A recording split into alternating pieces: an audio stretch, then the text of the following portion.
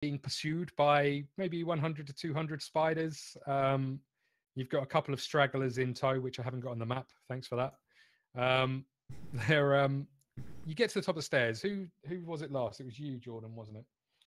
You were the last to make it up the stairs. So you'd have used all of your movement to get there, I think. And did you dash? No, I got to this onto the pretty much the middle of the stair and then cast to see if there were any. Okay, right. Yeah. So you're sort of behind these guys on the stairs. I don't know if you guys can see this. I'll move you back. Yeah, I'm probably like one of the back. Yeah, you two. You're sort of at the back with the other random. The lady in the tramp back there. I'm just going to come and grab from here if I can. Yeah. You think roll 20 is that nice? It's just stupid. Anyway, hopefully. Yeah, Scott, just do a copy paste. There he goes. So Kyle's sort of dragging this female along with him. You're at the back with this guy who looks pretty worse for wear. Okay, so it's I healed him for 1 HP. Yeah, so helpful. Kyle, it's your go. Roll me some perception when you get to the top of the stairs. Sure. Let's not roll that D100. I mean, you could. There's a bunch of people out there pointing at each other. Yeah.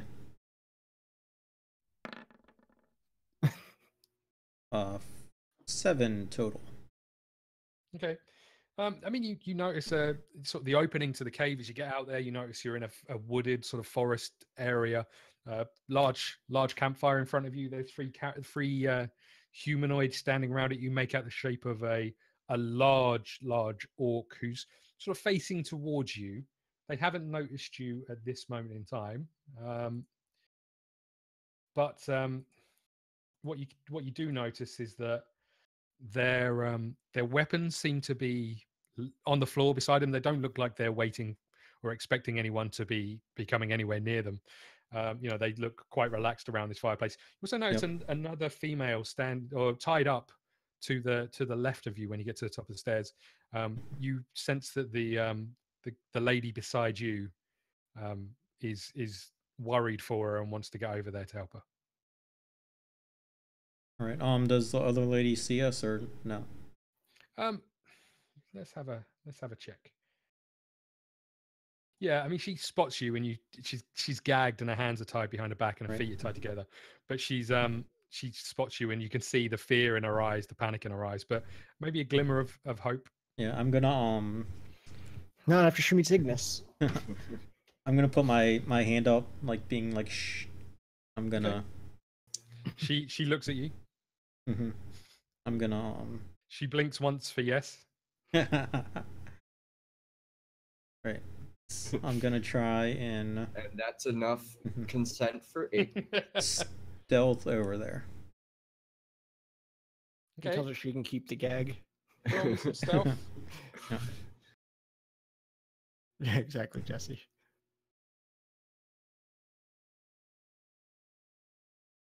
Okay, no.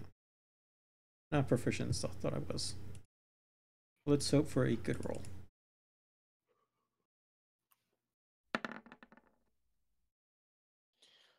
Okay. 10. Yeah, as you walk over there, particularly quietly in your mind, there's no way these three are going to spot you. Turns out that as you get to the girl, the orc seems to be just staring in that direction. So where you thought you were being particularly stealthy, you've literally just walked into his line of vision. And at that moment, he sort of double takes for a second. Shouts to his mates, and then turns and sees the rest of the group heading up the stairs. Everybody roll me some initiative. Alrighty. All right. 23. Nice. Ooh. 9. 15.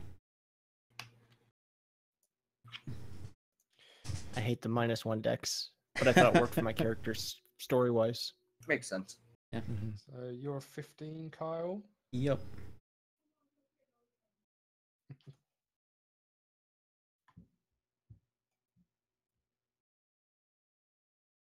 Okay.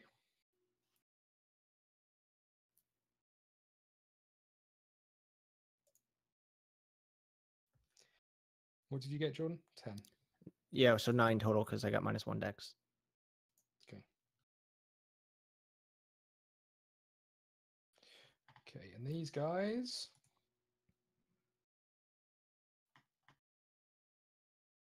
Okay. Jesse, you're up. All right, so can I get a little bit of a rundown of the guys? I know you said there's the Yep. guy. So there's a large orc that's it's actually standing behind a goblin with his back to you, but he's huge. You can basically see his whole form behind this goblin. He's not really. None of him is being covered by this goblin because of the height difference. You see that he's spotted you and he looks angry. You sense that he's making a move towards those weapons over to your right, to come and attack you. The other two, the goblin is standing sort of a slight goblin. He's turned facing away, so you can't really see. You notice that he hasn't got any weapons on him. Doesn't look like he's got any armor on him. And then the guy to the left is a human. He's wearing some robes. They're all wearing red, essentially. And the orc is wearing some leather armor, and you can see embroidered right in the center is essentially Lotus. what looks like a flower. Yeah, looks like a flower, sort of crimson red. Would you believe? Wow, who'd guessed? I would believe. The geezer to the left, the human, is holding a quarterstaff. All right.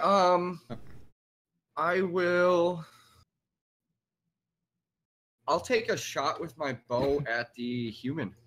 Okay. This nice gentleman here. The stereotypical wizard. Yeah, exactly. 22. That hits. Awesome. Nice, good hit. 8 damage. Okay.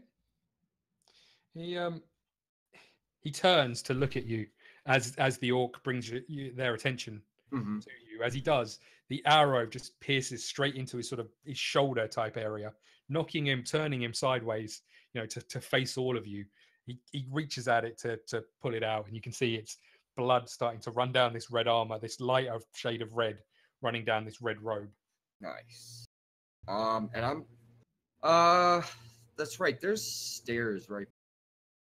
I'm gonna move just kind of out of the way, so like the walls behind me, not stairs. Okay. I don't want to back down into the.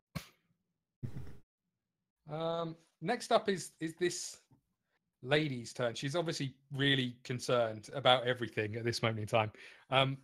She does her best to avoid everybody, but heads over towards her sister.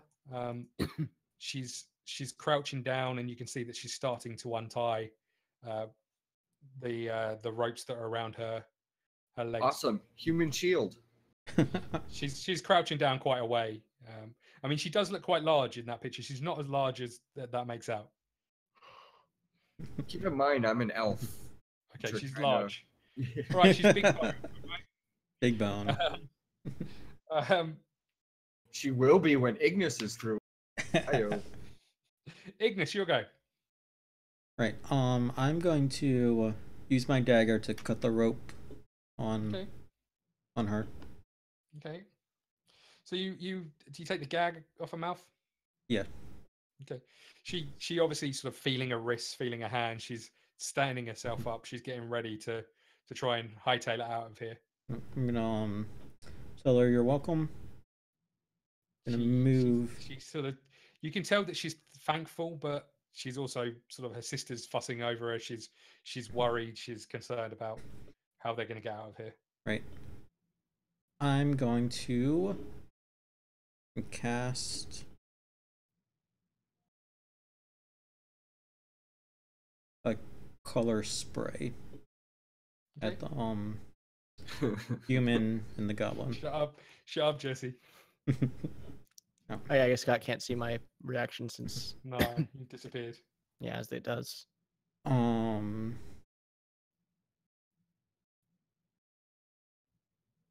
The dazzling ray of flashing color springs. Total. Must make Oh, that's right. You lot spell color wrong.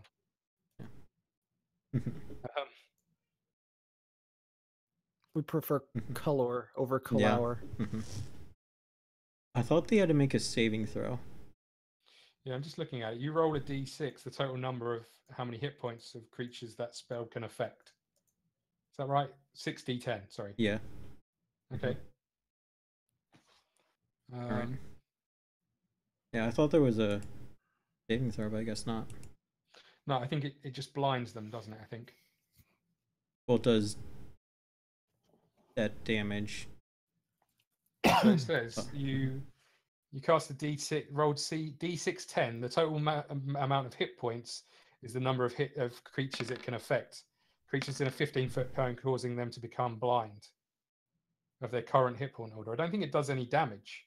I think it just it just blinds them. So if you say you get 20 hit points and the first person's got 15 hit points, you do the first person becomes blinded, and the second person I don't think does. I think it needs to. It has to cover his whole hit points.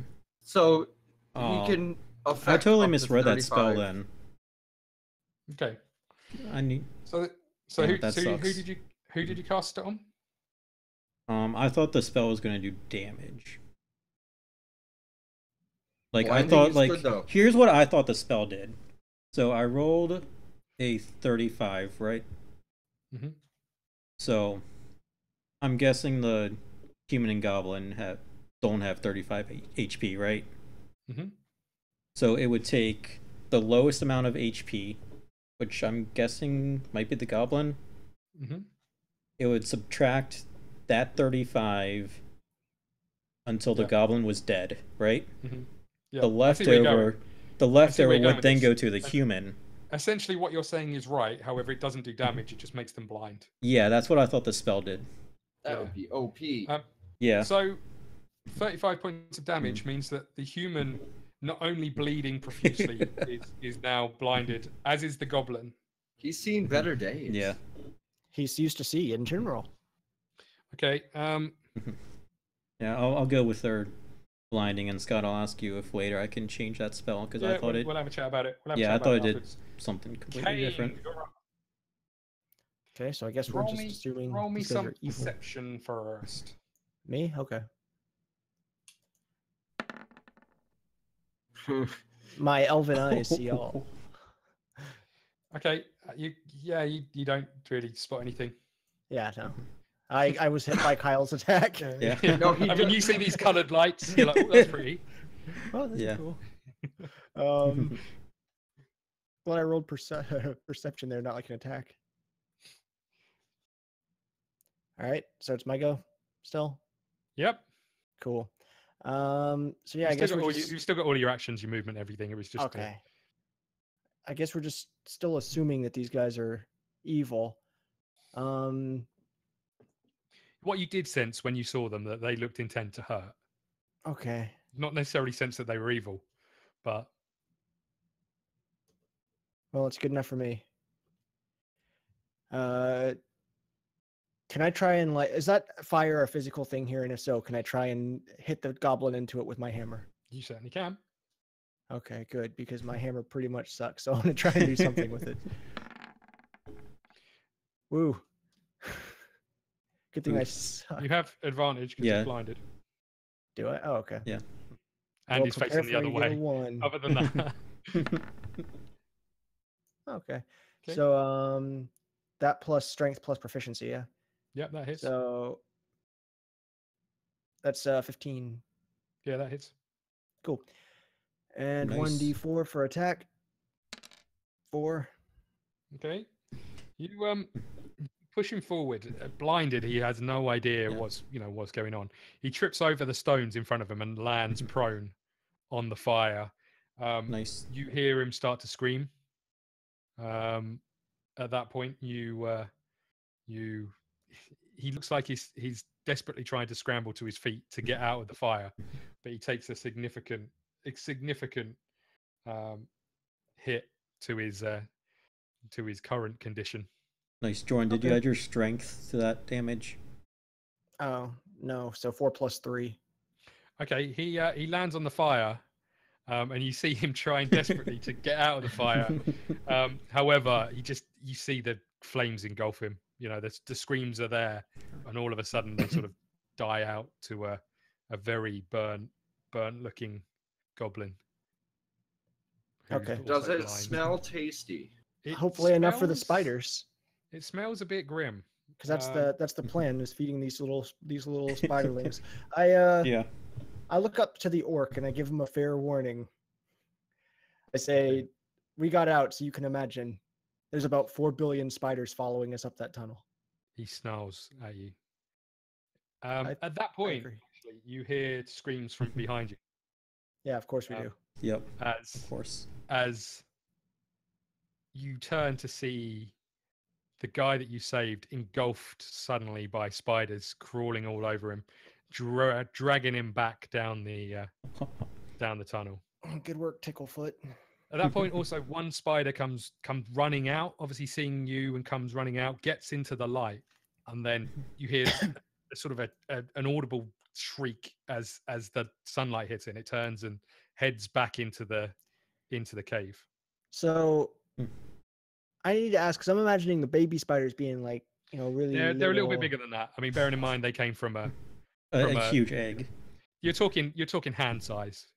Okay. Not massive. You could quite easily tread on one. Well, was 'cause thinking, that's like, I was thinking they're like the size of like a little like Chihuahua.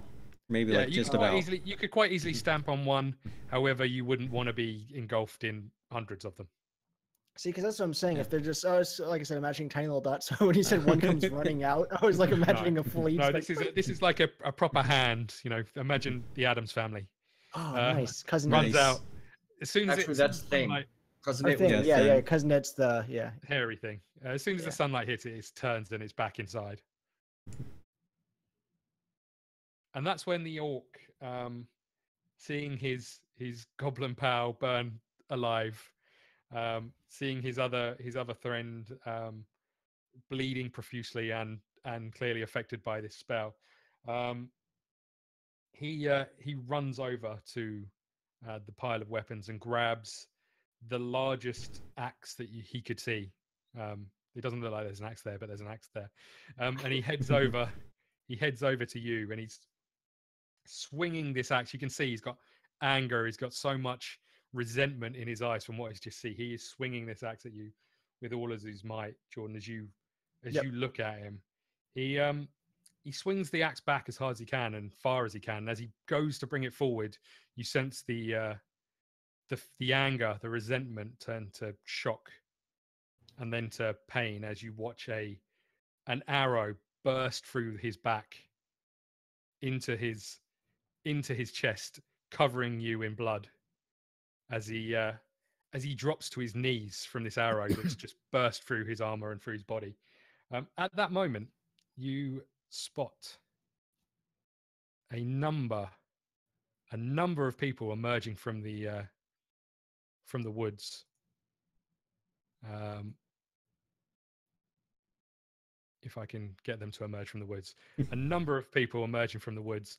One of them heads over. This guy here, I can't move him, but this guy here heads over. As soon as the orc drops to his knees, heads over, swings his sword, and decapitates the orc right in front of your face.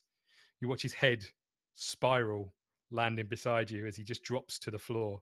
Another arrow, a bolt this time, comes flying into the human, knocking him to the ground prone and dead. Man. These guys look pretty heavily armored, pretty prepared. They look like a group of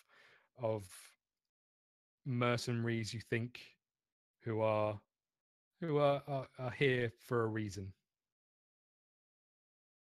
At that point, you're out of initiative. Nice. Nice. Thank God, everybody in this world is so racist that they assume orcs are evil. It does happen. Yeah. I mean, the Because I would have been like, oh my God, they're attacking that poor defenseless orc. I mean, if that's what you want to think, then to be fair, you can stay in initiative if you want. he's got a Lotus on his chest. Yeah, but what does that mean? I mean, he's peaceful. Okay, so as you're all kind of gathering your senses as to what the hell just happened, none of you really know why you're here. None of you know how you got here. You know what you were doing leading up to the events of being here, but there's a spell which is pretty hazy. And the last however long few minutes, it felt like longer, but the last few minutes have been, you desperately trying to find your freedom from the confines of that cave. The two We girls had like bloody back of our heads too, didn't you? In your yeah, opening yeah, soliloquy. you'd clearly been ambushed, Yeah. Okay. something had happened. As you're sort of gathering your senses, the two girls are sort of hugging each other. They're talking. Yeah, they are. One of them is saying she's gone. They're conversing. The leader of this band of men comes over. It's a rugged man with a strong jawline, longish grey hair, grey beard, wearing chain armor. It's sort of a light greyish color. He's got a crossbow draped over his shoulder. You sense he was the one who shot the mage down to the ground. He walks up to you. Shot an arrow out of a crossbow. A bolt out of his crossbow. He walks up to you, and he's before you even say a word, he goes, "These men are Crimson Lotus. You can tell by the insignia on their armor." You obviously had noticed already the crimson flower on the front of the armor.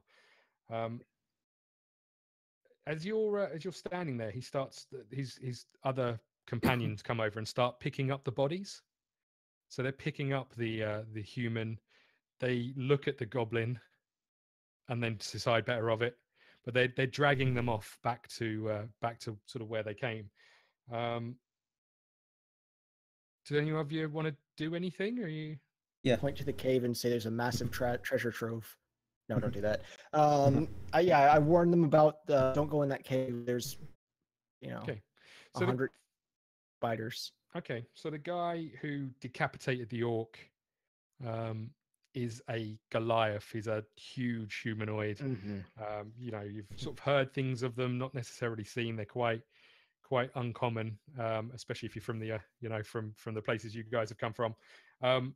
You see this man in front of you, call him over, and tell him to move one of the boulders into the way of the cave entrance. But at the time, they're still moving these bodies out towards the road, what you assume is the road following this path down. He goes on to say that he's been tasked by Datus Eldon, who some of you will know is the leader of the Council of Isra, to help tackle the actions of the Crimson Lotus. Okay. Um, So is the Crimson Lotus something that like everybody knows about, or is this like a faction that we're just kind of hearing about the first time? are you asking me or him? I'm asking Scott. Okay. Like out of you hadn't heard of him. Yeah, I'm kind of finding out about out of character stuff. You hadn't necessarily heard of them. You probably heard in your day-to-day sort of scenarios leading up to this that there was a lot more bandit activity. But you hadn't necessarily heard of an umbrella maybe that they were under. Okay. Are you asking him? Nope. Okay. Scott. No, I wanted an idea of what my character knew about this world or in this particular probably event. not that much other than there is bandit activity going on. These guys are the first time you've really heard them classed as the Crimson Lotus. The first time you've ever seen the armor, certainly. They from what you could see from looking at these people that just got taken care of, they didn't look like they were particularly untrained or anything. It's just that they were caught by surprise, obviously not having their weapons. They obviously felt that they were quite safe in the scenario and place that they were. I see. Okay. Right. So as you're talking, the Goliath starts moving one of these huge boulders into the way of the doorway. It doesn't cover it completely. There's still gaps, but it's certainly not big enough for a... Are they fist-sized gaps? Yeah, they are, but they're not big enough for a giant spider to pour out of. Okay. You get I a just feeling know all that those that's done babies the will job. come out at nighttime. Yeah. I mean, you could spend the time filling in the rest of the gaps if you wanted to. Well, because then once they grow up, they'll be free around the world. Okay. That's true. We should all take care of this right now. DM should help. Yeah. In fact, all of the rocks are in the way of the cave. No. Cave-in happens. Yep. The spiders die. Probably. What do you guys want to do? I'm gonna turn to the girls. I'm gonna say it was pleasure saving both of you. Kind of give them a little bow, and then I'm gonna say I take payment in gold or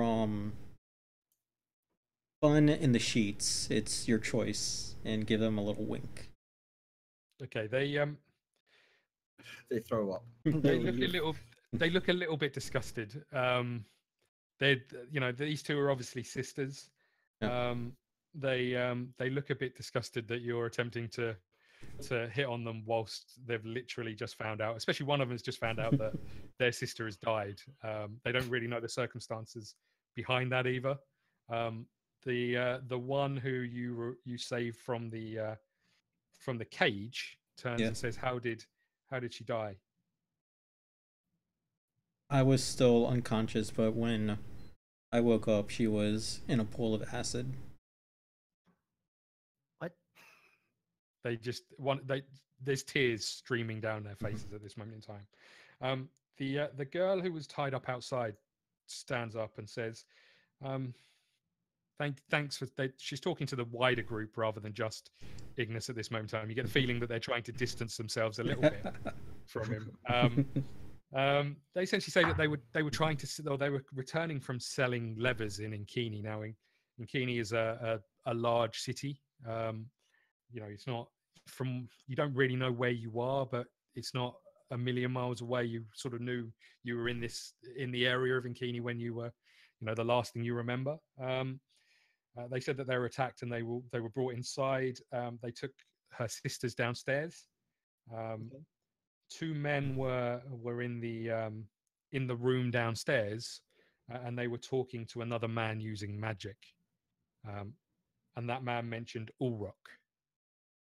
At that point, Aidan Abelgrain, who's turning to head off, stops dead in his tracks. And he turns around and looks at you and says, if this is true, you should get this information to Data Seldin in Israel, where is the capital city of the land. I see. He goes on to say that Data Seldin has hired his group to help take care of the Crimson Lotus. Now, he says he doesn't really know much about the Crimson Lotus or care because the money's good, and that every bit of insignia or embroidered sort of armor that they return, they get paid for. Hence the reason why they're taking the bodies. He also goes on to say that if he was you should head away from here. He looks up as the sun is slowly getting towards the end of its cycle. You can see that you've maybe got an hour or two of daylight left. And at that point, he turns to carry on walking away. I just kind of blindly adhere to his advice because I've already done what I need to do here, and I just start carrying off. As he gets to the edge of the sort of the pathway that leads onto a larger path, heading north and south, you think, from where the sun is, he says there's a town about an hour to the north. The girl turns to you and says, "That's Ardington. That's where we're from." Okay. All right, great. Why don't we bring you back home then?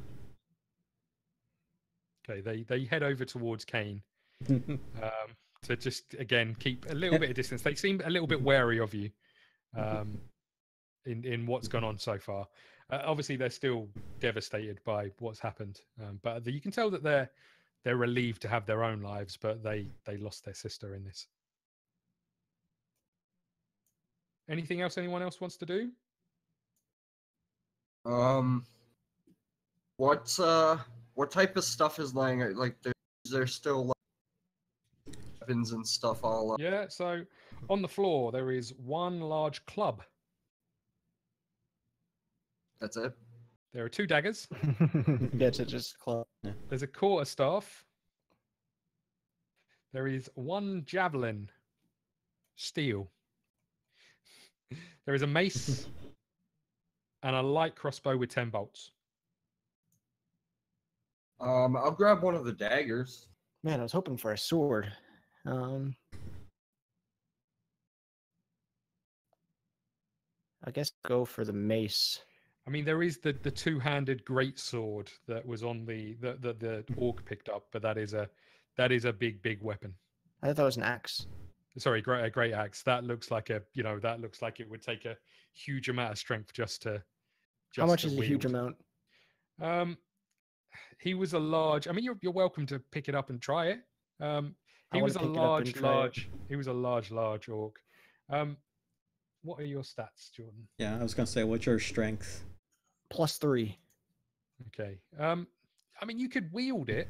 Whether you'd be able to fight particularly well. Yeah, particularly well with it. But I mean, you feel like if you used it, you'd get used to the weight. I say I'm proficient with all weapons, so I'd hope that would give me a little bit of a yeah, I mean, it's a large weapon, but you're welcome to take it with you. Sure. And Aiden's group don't seem to be particularly interested in the weapons. They're after the rewards that the armor brings. Yeah, I guess there's not like a shield or anything there, so I'll take that. No. Yeah. I'll take. I also want. Can I bring the mace as well and just kind of equip that on the side? Yeah. Cool. Scott, I'm gonna pick up the other dagger and the quarterstaff. Okay. Can I get the information on those weapons? Yeah, so you can. So the what have we got? Daggers are 1d4 piercing damage, obviously. Yep. They all look like bog standard weapons. Quarterstaff is 1d6 bludgeoning damage. Great axe, I haven't got the stats for, so I'll find that in a second. Should be a d12, I believe. The mace is 1d6 bludgeoning. Did someone pick up the crossbow, or did you leave that? I don't need that. Okay. And I'll find the axe in a bit, Jordan. Okay. I guess I don't have a ranged. I might as well pick up the crossbow just in case. Yeah. Okay. I'm pretty sure the axe is a 1d12 because that's what I use in your campaign, Jordan. Crossbow is a 1d8. Okay. Piercing. And all right. Okay. How many bolts were there? 8, I think I said. 10, sorry. Oh, 10 bolts. Yeah. Thank you. Scott, what kind of crossbow was it? Just a light crossbow. I might take that unless you want it, Jordan. I just wanted it so I'd have a ranged attack. All right. Yeah, you can take it. Well, I say I do remember you have -1 dex, so. Me? No, I +1. No, I do. Oh, yeah. Yeah. Do you have a ranged weapon? I have spells. Ah, okay. I wasn't sure if I could use it or not, but I can, and didn't want to go to waste. But yeah, if you need a ranged attack, then feel free. Yeah, all of my spells are basically like either detect or like crap heal. And then I have my move that just sounds like the masturbation attack play on hands. Okay. Yeah. At this point, Abel Grain and his band of men disappear. They wish you good luck, Godspeed, as they head off south down the road. You knowing that the closest town is to the north. Yep. Yeah. And that's obviously where the girls are heading, because that's where they're from. That's where they were heading with their leathers and their gold. Yeah, and I blindly just because I don't know these people really, so I'm just kind of listening to what the guy said, and I'm heading that way as well. Okay. Yeah. I'm Okay, letting so I realize that the girls are like iffy about me, so I'm letting them, walk a few feet ahead of me, but definitely checking out their asses. Okay. So the one in the darker blue dress has got a nicer ass than the one in the lighter blue dress. I should have made you roll perception for that. I was roll perception. He's proficient in ass. He'll do some insight. Okay, so you're heading down the road. You're about an hour away as you start heading down the road. The sun is slowly setting behind the trees as you head down. It's a tree-lined path, a bit like you're in at the moment. It looks like a well-trodden path, to be fair. Do you want to do anything on that journey? This is the part where we introduce our characters. Not necessarily. No. I mean, you're more than welcome to walk in silence. Yeah. And I think somebody else says something, that's basically what my character would do. Yeah, I was gonna wait until we get into town and find an inn or something. Well, as you're walking, I mean, because of everything else that's gone on, the walk is quite pleasant actually. It's the weather's quite nice. The fact that you're out in the daylight and the smell of the forest and everything that you've gone through, And the girls are crying over their dead sister. It's perfect. Everything is quite pleasant apart from the loss that these girls had suffered. And I guess, Cain, from your point of view, the fact that you were trying to save someone and both of them ended up meeting their demise. One you feel could have been avoided, certainly, and maybe could have been avoided. Yeah, maybe the other as well. As you continue walking, you reach a path in the road. It splits into two. To the right, you notice a town. You notice a 15-foot high wooden wall around a town. In that doorway, in that entranceway, you spot a group of figures holding torches. Sort of holding weapons. They look like they're ready to leave, to enter. It looks like they're gathering for something. Are they wearing crimson? It's a long way away, but you can sense there is not a great deal of red involved. Okay. They look like civilians. That's when the girls look. They obviously recognize the town. It's where they're from. As you continue walking slowly, one of them shouts "Father" and starts running towards the town. The other one in tow, sprinting towards the group of people. As they get there, you see the first girl who's in the sort of the lead, the one with the nicer ass, wraps her arms around a large sort of rotund man in the middle of the group. Looks relatively sort of middle-aged, maybe slightly older than that. The other one catches up and joins the embrace.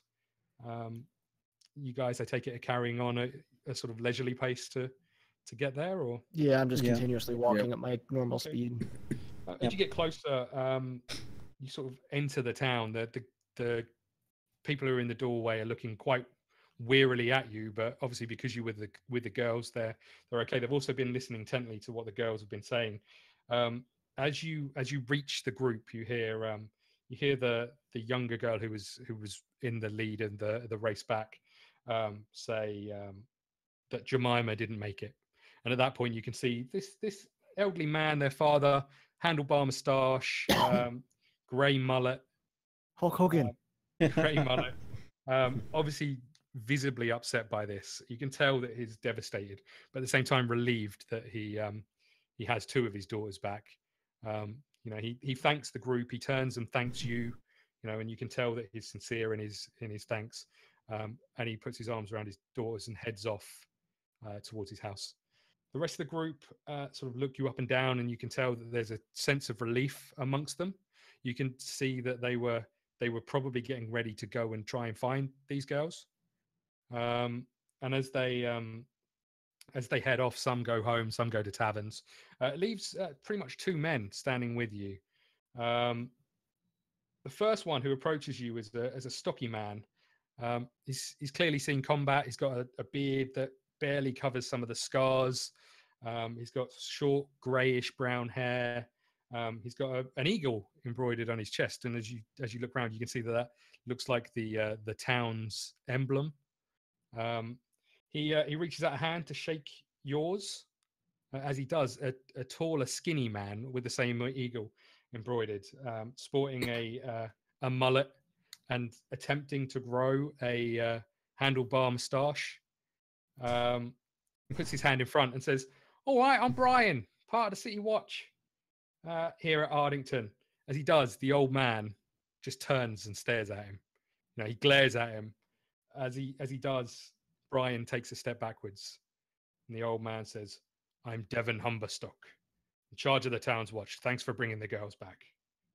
Do you mind answering a few questions, and then we can find out about finding you some clothes, maybe a place to stay and some food?" That would be great. Okay, they lead you off towards the only stone building that you can see in the town. It's pushed right up against the surrounding fence inside the town. As you go over to it, it's a fairly small building. Devon opens the door. As he opens the door, you see him sort of beside him. You see a couple of cells. To the right, you spot sort of a partition wall behind it. Looks like there's a bed and a table. looks like some living quarters. In front of the cells is a desk with one chair behind it. There's two chairs in front of it.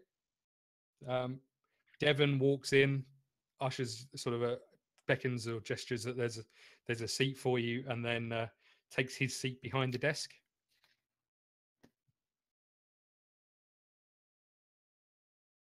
As you guys go in, who does what? Is there a seat for all of us, or is it just like one? There's only two chairs. I lean against the wall. I was going to do the same. Down. Okay, so none of you sit down. We all brood and look really cool. We all look like we're the main cast of an anime. So Pretty much, yeah. As you all stand at the back, Brian sort of pushes past you between the chairs and between the chairs and the desk. He sort of looks at you a bit weird for not sitting down, and then squeezes behind the desk and desperately looks for somewhere for him to sit. He tries to lean up against the wall, looking brooding like you guys, but fails. So he then pushes some sort of knickknacks and clutter off the top of one of the desks. You hear it sort of scrape across this desk while the rest of the room is silent, and then perches his backside just on the corner of the desk. As he does, you hear a clunking noise as something falls off that little table to the floor. Devon turns around and just glares at him, and he turns back to you. You can see he's a little bit bamboozled by the fact that none of you are sitting down, and he says, "Please take a seat." I mean, sit in it. Don't take it with you. I just kind of look over at them to, they can basically kind of looking at them, letting them know they can sit down, and I just look back at the guy. Okay, so Devon goes to open his mouth. As he does, Brian goes, "So why don't you tell us what happened?" At that point, Devon just turns straight back round to Brian and glares at him again. Turns back to you guys and says, "So why don't you tell us what happened?" We escaped. Escaped what? Some guys apparently kidnapped us. Crimson something. I didn't really. Lotus. Yeah, Crimson Lotus. The what? That's all we know. They're the Crimson Lotus. What do you mean? What's the Crimson Lotus? They wear bright blue. No. They wore what? Red? Yeah. Yeah, okay. Red, and their emblem was a lotus.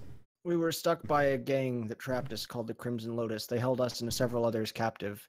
Whenever we escaped, we were able to save your daughters, except for him, and I point at 25, who went out of his way to make sure to kill innocents to save himself. He probably would have done the same to your daughters. They're not my daughters. They're your daughters of your town. Oh, okay, right. Your town's daughters. Okay. They all birthed them. The royal York. Oh, okay. Sorry, silly me.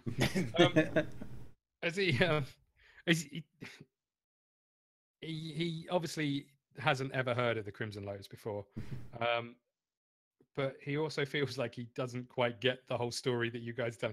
So he sort of looks you up and down and says, "Well, doesn't it make sense? We were trapped. We were chased by spiders. People fell downstairs and we escaped. But why? Yeah. What did they want with you?" Good question. We don't know. To give. Yeah. So what do you know of the Crimson Lotus? They're a bunch of assholes. There's a band of barbarians or mercenaries that are killing them for game and sport and monetary value or monetary gain. Okay.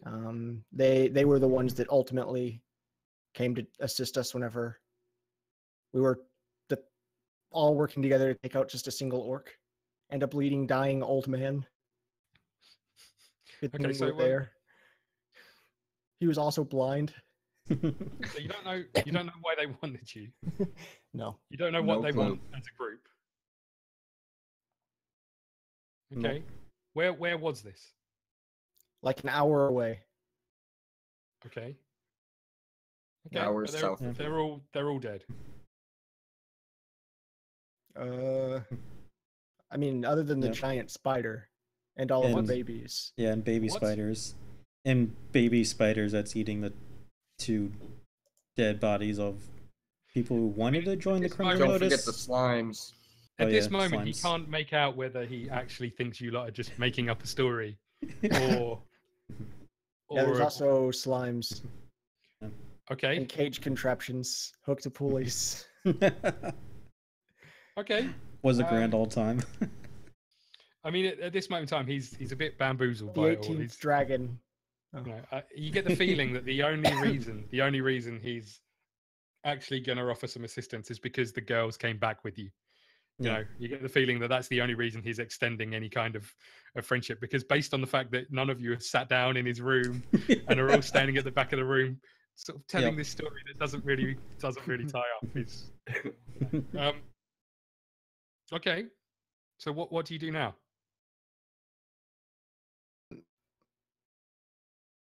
I just kind of look around, I guess, at the room, and I ask what the girls were doing out when they were captured. So Ardington's a small town. The only real production we have is cattle. They own a cattle farm outside of town, and they were selling levers, and they never returned. I just want to make sure the stories matched up. Okay. It's a journey that they make every week, every 2 weeks, and this is the first time, obviously, anything like this has happened. So, hearing of a gang that a band of mercenaries are hunting, that for someone's obviously paying for them to hunt them. Been around for a while. Who's been around for a while? The Crimson Lotus. I mean, if there's groups and parties of people being paid to hunt them, they must have been causing some havoc. Who's paying them? Good question. Yeah. I guess it was the capital city. Yeah, I believe one of the men said capital city. Okay. Probably the spiders. Okay. Well, right. Well, I'll head over to the tavern and speak to Quintuk. Brian, can you see if you can find these guys some clothes? That would be lovely. Brian sort of nods a couple of times. Devon stands up from behind the desk, says thanks once again, and heads off into out of the room. Devon heads behind the partition and is rummaging around in a crate. Manages to find some common clothes, nothing particularly nice. The best you can say about it is that it fits.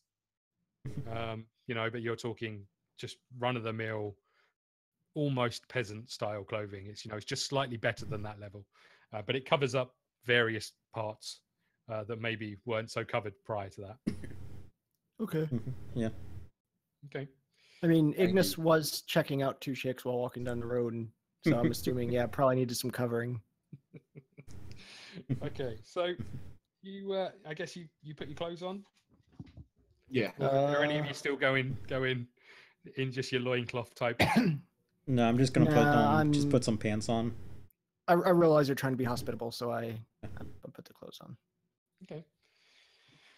Okay, and so you head over the road. There's in the town. It's quite a quaint little town. There's a few wooden houses surrounding the areas. Sense that they're lived in by the few residents of this town. It doesn't look huge, as you know from what he said. There's a few farms dotted around outside the boundaries. You didn't really see any on the way up, but you see some hills in the background. So it looks like quite a pleasant little place as the sun is going down.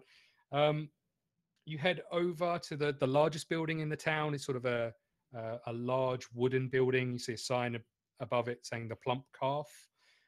As you head in, it's quite a lively place considering the size of the town. You walk in there. There's a gnome playing a flute, standing on the corner of an empty table.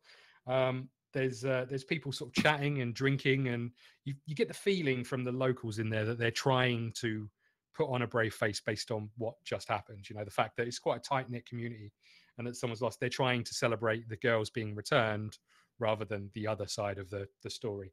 Right. As you look into the bar, you see Devon talking to a large bald man at the back of the bar. He looks you up and down and beckons you towards the empty table near the bar, and nods to Devon. Mm-hmm. Wander over. Yeah, go. Yeah, I go Okay, so and she- And sit stand down. against the wall. I've got a phobia of chairs. Yeah. As you sit down, the I barman pile comes over. chairs on top of each other and lean against those. As you sit down, the barman comes over and he places some ale in front of you. He looks you up and down and says, "Thank you very much for bringing the girls home safe. I can provide you with some food tonight and tomorrow morning. I can give you somewhere to stay if you want to stay any longer than that. You're going to have to pay your way, and it will only be staying in my storeroom. That's the only room I've got. We don't often get visitors and travelers here." And he heads off back behind the bar. You hear him shout something out the back of the bar. Hear someone shout back quite angrily and snappily, and then he comes back to the bar and carries on polishing glasses or spitting in glasses and doing bits and pieces behind the bar. Devin comes back over, nods to you all, once again says thank you, says he'll come and see you in the morning, and then heads off out of the bar. At that point, Brian sits down with you at the table, looks round, and then realizes that he hasn't got a beer, gets up and heads to the bar. He stands there speaking to Quintok for a few seconds and then comes back down and sits down. He looks very relieved. You're not really sure why. He sits down and he looks at you and says, "Thank you very much for saving Helena. She's lovely, isn't she? She's lovely." Brian, where'd your accent go? Yeah, I'm getting there. He's coming back. He's just had a sip of beer and it hit him right in the back of the throat. And he looks all of you up and down, and you can see that he's really relieved that the girls are back. He's more relieved that one of the girls is back than the other. He hasn't mentioned the other one, and he goes on to say how much he admires Helena, which is the nice asked one.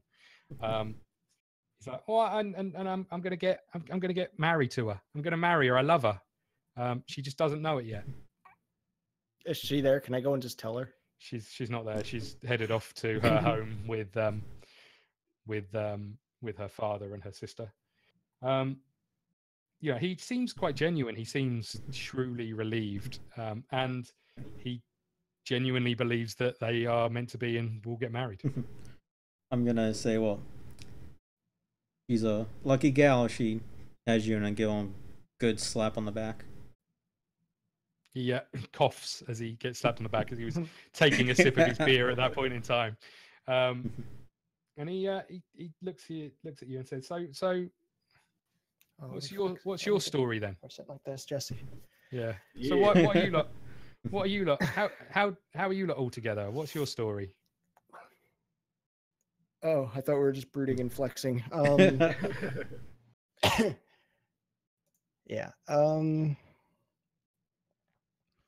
I don't know these people. Yeah, we all woke up in a caged. Or we all woke up in separate cages in a cave. This one's a sex fiend, but he lent me a hammer, so I can't hate him. But the one over there is a murderer. And he looks at you. I mean, he obviously feels like he's heard this story before, and it's still a little bit dodgy. He's not quite sure what to believe and whether people are joking or not. But you get the feeling with Brian that's always potentially the case. Yeah. So he's like, "Well, what are your names?" Steve. No. Cain. Where are you from, Cain? I'm from all around. I'm an ethereal being. I'm in Aasimar. I'm the dark type. So I'm from the heavens and crap.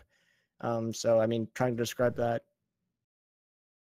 He's like, I'm like an angel. Is that your first beer? And then his eyes turn to Ignis, who's just wearing pants. Yep. And I'm sensing he can see the things on your back. Yeah, sure. I thought you were gonna say the bump in the pants, but okay. And he just looks. He obviously beckons you to speak. Ignis fam Frit at your service. So how many beers have you had? Is that your first? First today? Okay. Or yeah. So what are you? Meanwhile, I'm what you call Caterpillar. an incubus.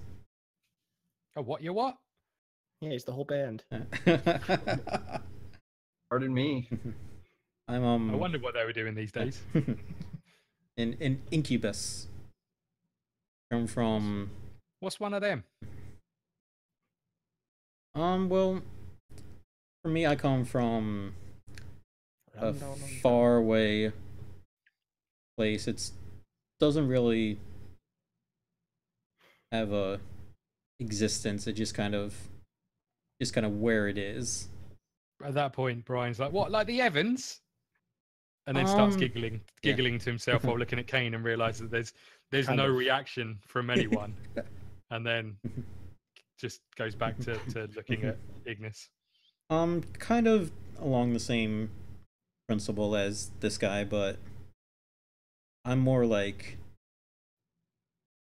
everywhere but nowhere. He just looks at you very confused, and then Yeah. he sense 25 as he turns to you. You sense that he's just looking for any kind of normality. He looks at you like, "Please, just say something I understand." My name is 25. Yeah. I God, don't really have a name. They called me 25. At that point, you can see he's visibly deflated. He just, he looks around, and there's people sort of jovial moods around the bar. They're doing their best to celebrate the fact that these girls have come back, and then realizes that he's sitting at a table with you, and that you've got no idea who you are, and that none of you seem to be any kind of normal that he's used to. God, all our backstories are great. We don't even know them completely, but I just know that they're all great. So what's you haven't got a name? No, they called me 25. And I Who come did? from, well, A down land below, I under. guess. A nice, Down below? lovely cavern in the Underdark. At that point, he just sighs. He's like, I was going to ask if any of you knew how to woo a lady, but I'm abstinent. he picks up his beer and says, "Thanks again," and kind of walks off towards another group in the bar. I'm gonna just say- I feel like the succubus would know. Yeah. Yeah. I mean, like, I get the feeling that based on what he's seen so far, he's kind of at the point where actually I'm far better off being somewhere different. He does. Wait. If it's wooing a lady, then you've come to the right table, my friend. Okay, his eyes perk up a bit, and he pulls the chair back down. Sits right on the edge of the seat, as close to you as possible. Be respectful. Sorry, is that the advice? Yeah. No. And then I drink my water that's in an ale glass. Oh, okay. Or wine. That's yeah. more symbolic. His wine, yeah. I mean, Red he's wine. partly right. You need to find that perfect balance of being nice and respectful, but also being an asshole or a dick. You don't want to be too far. You need to find a nice medium. So you want me to be a nice, respectful dick? He goes, Something like that. One of the guys told me that I should write a letter. Do you think I should write a letter? Are you one that knows how to write, Brian? Yeah, I can write. Just thought I would ask. Of course I can write. So is the Well, master your father? Sorry? The man in charge of the Night's Watch? Is he your father? The man with No, that's the Devin. handlebar mustache? Yeah, No, well, I that's didn't Devin. know. You kind of have a similarity to So- him, so I was So the curious. geezer with the handlebar mustache was the daughter's the girl's okay. dad. So you is he do get the your sense? dad? You do get the sense from 'Cause I looking hope at them not. that he's trying to look as much as he can like their father. He read a lot of Sigmund Freud, didn't he? I'd like to say. He knows that the ladies are going to like what their father is. I mean, this handlebar moustache isn't anything to write home about. It's No, not good. it's more of a Hitler. The mullet, on the other hand, is pretty impressive.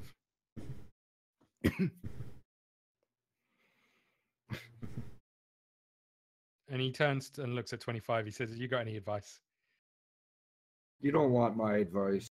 Okay, because I think I'm going to write a letter. I think I'm going to write a letter, and he gets up, downs the rest of his beer, slams the mug down on the table, says thanks, and heads off out the door. At that point, some food comes out, essentially Of Brian. essentially some meat, some bread, some stew type dish. It doesn't look fantastic, but that being said, you don't know how long it's been since you last ate. Right. Does anyone know how to turn this bread into fish? Just curious.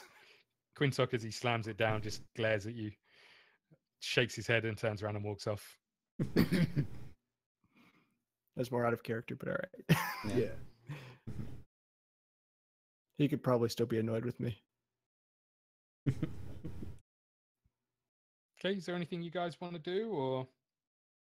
I pretty much eat as fast as possible. Yeah, I respectfully take my time and just kind of eat a bit. I try not to, I leave some for everybody else. I go Yeah, at you a, got your own- at a you got your own- casual pace. Enough to fill myself, to just Yeah. slow. Yeah, you've got your own serving, so there's enough there. Okay, for a so yeah, I'm hearty- basically just like grazing.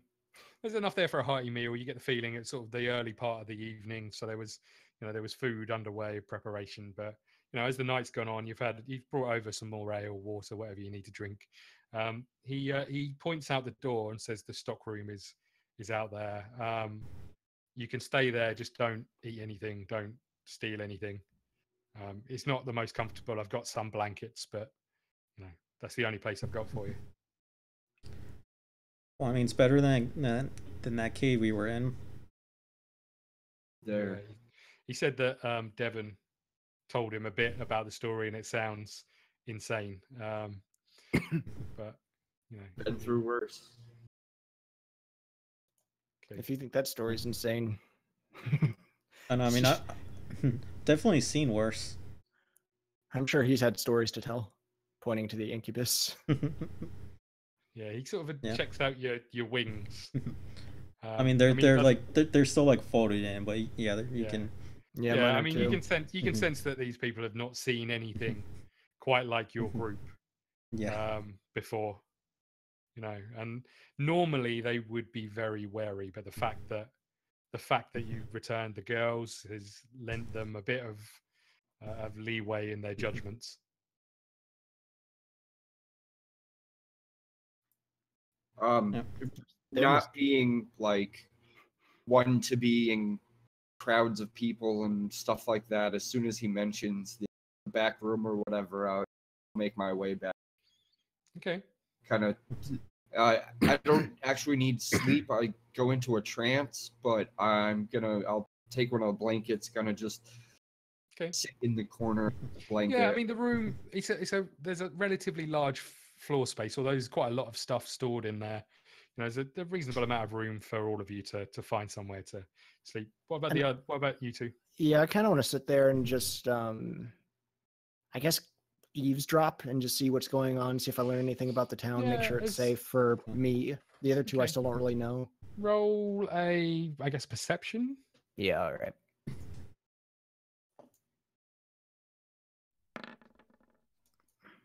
And that's Kyle, do you want to roll one as well? I take it you're still in the room. No, I was gonna do something different. Okay. And that's a total of 11, by the way. Okay.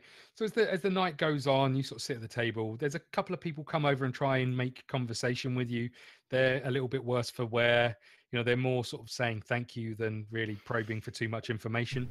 You can see that they're still a little bit weary of you. But at the same time, they kind of have heard the stories passed on from other people that you saved the day. So they're more thankful from anything else. You don't really pick up too much other than a few grumblings about people and cattle going missing, but not. You don't hear whole conversations. You hear snippets. You hear names. You hear Eldner mentioned but you can't really piece everything together. You know, it feels like there's something else going on, but you're not quite sure what. And unless you make an attempt to prise that information out of people, you're probably not going to find out anymore. All right. Well, once I get my fair share of that, I also head to sleep. You walk in the room, you see 25 kneeling in the corner. You head into the stock room. I'm nice enough to not kill him with the axe and lay down to go to sleep. Okay. Kyle, you're the only one left standing. What time of day or night is it?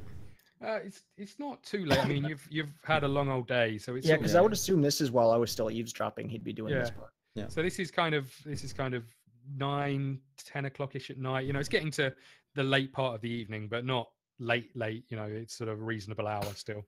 Yeah. You know, the tavern's still quite busy. There's still quite a lot of people in there. The gnome is getting back up to play some more music. I'm just gonna kind of stroll around town, get a good look at it, see if there's any hot ladies to pick up.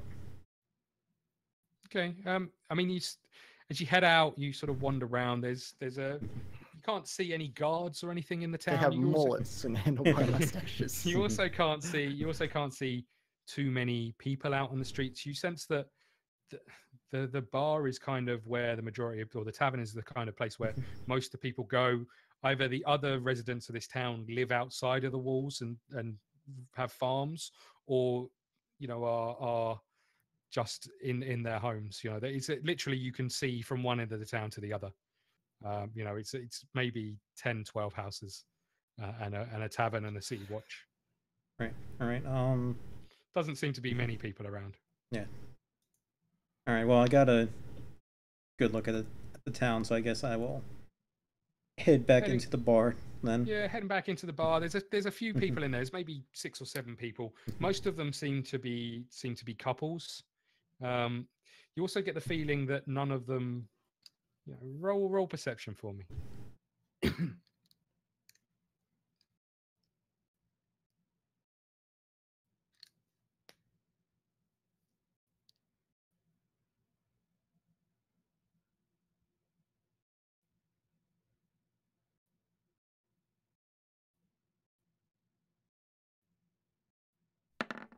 All right. Okay, so 15. as you look around, most of the people seem to be in groups. You know, you can't see that there's any single females. I'm guessing is what you're probably looking for. Yeah. Most of them seem to be with partners or families. And although there is sort of this almost jovial mood, you can still sense there's this undertone of doing their best to put on a brave face on it. Right. That being said, none of them look particularly attractive either. Maybe the next town. Maybe the next town.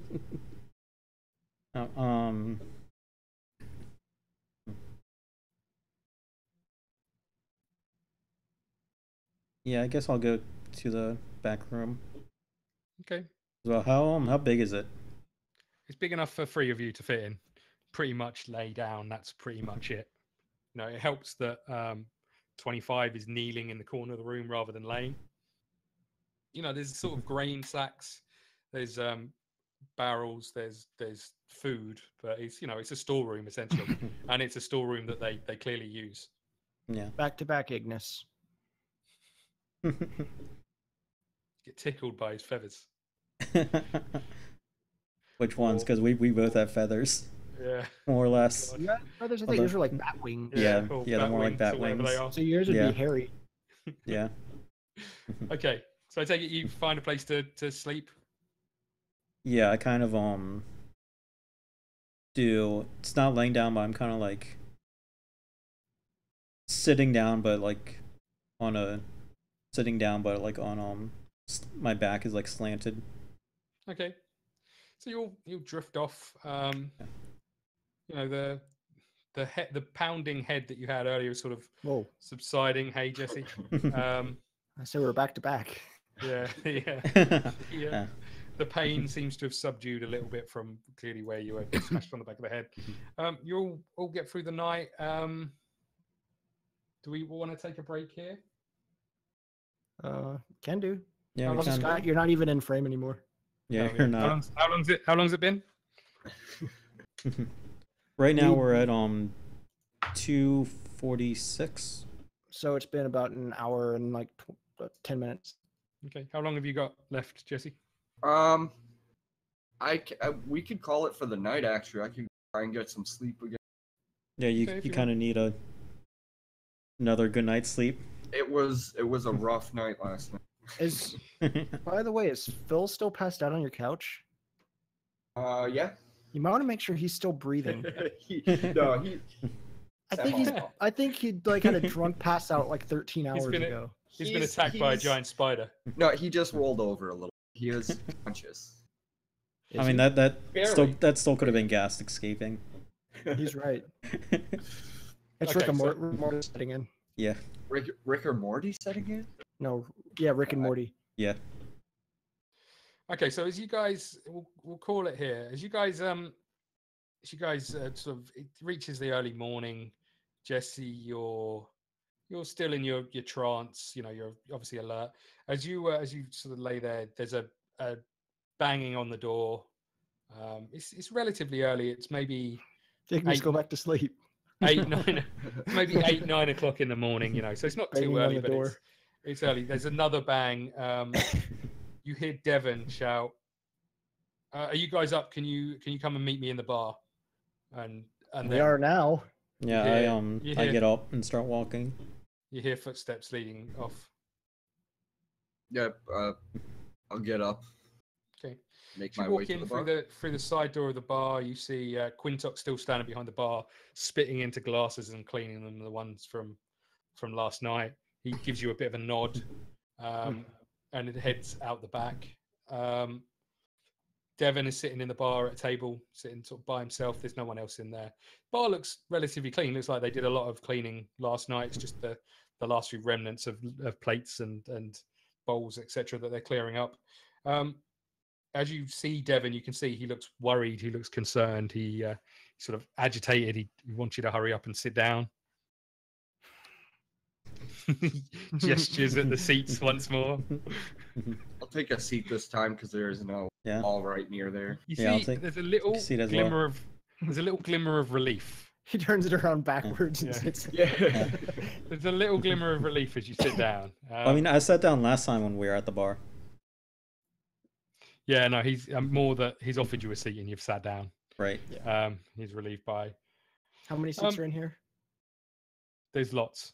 It's an empty bar. Maybe 20, 25 seats. I sit at the other side of the okay. bar. He still looks relieved that you know how to sit. He looks at you. He's clearly agitated. He's worried. He's like, Brian's gone. His house is locked, but he's not in it. Do you know what happened to him last night? He said he was gonna write a love letter. Yeah, he's probably at home in his house. I'd check there. Okay, well, I did do the rounds this morning and didn't see anyone. You see that there's maybe more to this than he's giving you the information for. He goes on to say that this isn't the first time someone's vanished from their home. Yeah, we just brought 2 of them back. Yeah, well, no, this is different. He says it started about a month ago. The cattle from the McKeith farmstead up on the hill started going missing. We at first assumed it was wolves or bandits, but it became more frequent. And there's no blood or tracks. No signs of a struggle. It's just like 1 minute someone was there, the next minute they're gone. Last week it was Eldner. Is he implying that Brian's a cow? Last week it was Eldner. I know, it might be. And then it was Robert and Ingrid, and now I think Brian's gone as well. Hmm. I don't have much to give you, but I've got to stay in the town. Is there any way you guys will be able to help out? You maybe find out what's happening. Sure. At this point in time, he's looking at Cain because he senses Cain is the one that he needs to win over. I can give you 5 gold each. I don't need money. I can see if I can give you some armor or weapons. You know, we've not got a lot in the watch, but I can give you something, I'm sure. Cain kind of takes a moment to meditate on this and looks up at the sky and all this other weird, boring angel bull crap. You know, and Does 10 Hail Marys. Yeah, goes and. But he messes up, and then like some spooky face appears in the mirror and screams at him. But no, yeah, he realizes this could be one step closer to redemption, so he agrees to help. Okay, and he turns and looks at Ignis. Probably Yeah, why not? wary most of all of Ignis. Then you know that seems to be a theme. In every game that Kyle plays. Yeah, I guess not only. I guess it's more in this scenario. It's more because of the wings. Although you've both got wings, Yeah. you know, people are aware of the scenario of what certain types. Mine are pretty. Yeah, that's exactly it. No, there's this sense that because your wings are feathered, you know, maybe you're the right Although side. they are dark type of one, probably like spike it and. Yeah, but I think as he looks at your wings and then to Ignis's wings, he makes a snap judgment. Mm-hmm. Yeah, mine are like a dark red. Mine look like Sephiroth's, but 2 of them.